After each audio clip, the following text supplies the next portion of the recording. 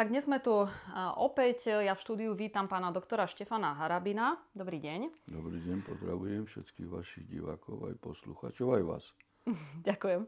Takže dnes budeme rozoberať veľmi závažnú tému, o ktorej ešte záhadnejším spôsobom mlčia médiá a takisto aj naša vláda. Takže stala sa taká vec. V nemeckom Bundestagu zaznel návrh, aby sa na území Slovenska rozmiestnili nemecké rakety, ktoré by zostreľovali ruské drony. Tak čo na to hovoríte? No, dobre ste ako naznačili aj v úvode vaše prekvapenie, že reakcia na to, nie že nie je žiadna, pretože minister zahraničia Blanár reagoval, že to nepripustia, ale médiá sa tým ako vôbec nezaoberajú. A mňa prekvapuje, že ani alternatívne médiá zatiaľ nerozanalizovali to, o čo vlastne ide, o akú hrozbu v tejto spojitosti chce presunúť na nás Nemecko.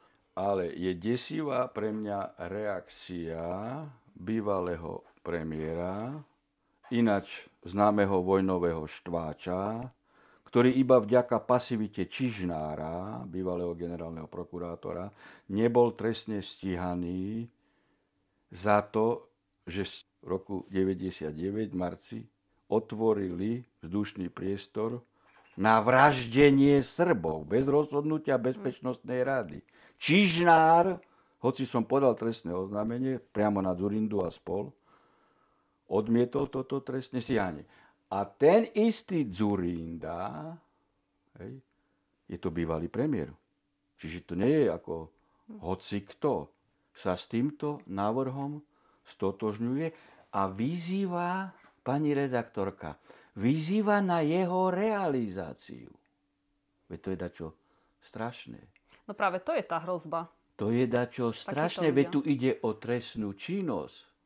Veď tu je paragraf 417 trestného zákona ohrozenie mieru. My totižto nesme vo vojnovom stave.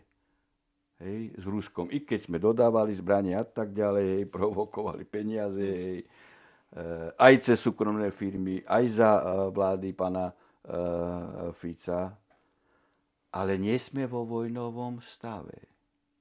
Keby toto sa realizovalo, tak samozrejme, že sa dostávame do vojnového stavu a tým pádom je ohrozený mier u nás. No a na to je osobitná skutková podstata ohrozovanie mieru. Veď ja ju ako môžem vygoogliť a nájsť v počítači. Ja ju aj prečítam.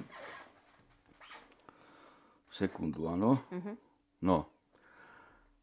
407 na trestného ohrozenie mieru. Kto v úmysle narušiť mier akýmkoľvek spôsobom podnecuje k vojne, vojnu propaguje, alebo inak podporuje vojnovú propagandu, potreste sa na 11 až 10 rokov. To je prvý odsek. Kvalifikovaný odsek. Druhý na 10, 25 až do živote sa potrestá, ak spácha čin uvedený v odseku 1 v spojení s cudzou mocou alebo cudzím činiteľom.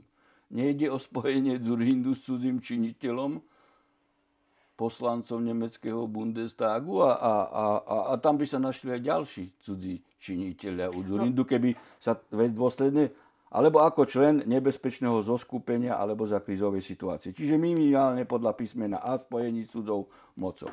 No, a teraz... No ináč, našli sa, to chcem poznamenať, lebo našli sa ďalší, pretože oni podpísali taký ten pakt. Boris Johnson, bývalí politici Hillary Clintonová a toto podpísal dokonca vlastne aj Dzurinda. Takže všetci by mali byť stíhaní za provokácie a za nielen schválenie vojny, ale aj za burcovanie k vojne. No, veď ohrozovanie mieru, samozrejme. Ano. No, keď tam Dzurinda asistuje tiež, tak to by sa dalo z hľadiska trestného stíhania rozšíriť aj o tento skutok, že už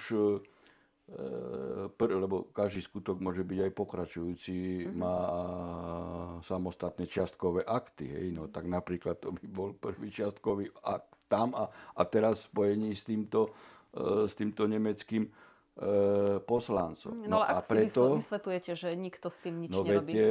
Preto sa treba opýtať pána Žilinku, či je ešte generálny prokurátor, alebo či súhlasí s vojnovým štvaním, alebo či je tiež za to, aby sme vstúpili do vojny s Ruskom. To sa treba ho otvorene opýtať.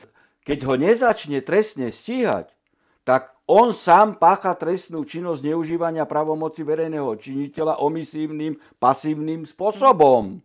Veď už čo vypuklejšie môže byť a otvorenejšie, verejne, cez masovo-komunikačné prostriedky on vyzýva na vojnu. On vyzýva na vojnu, na konfrontáciu, vojenskú konfrontáciu. Čiže neohrozuje mier. No ale u Žilinku to nie je ako nejaké prekvapenie. Veď mali sme tu covid diktatúru. Čo robil Žilinka? Aká trestná činnosť sa páchala?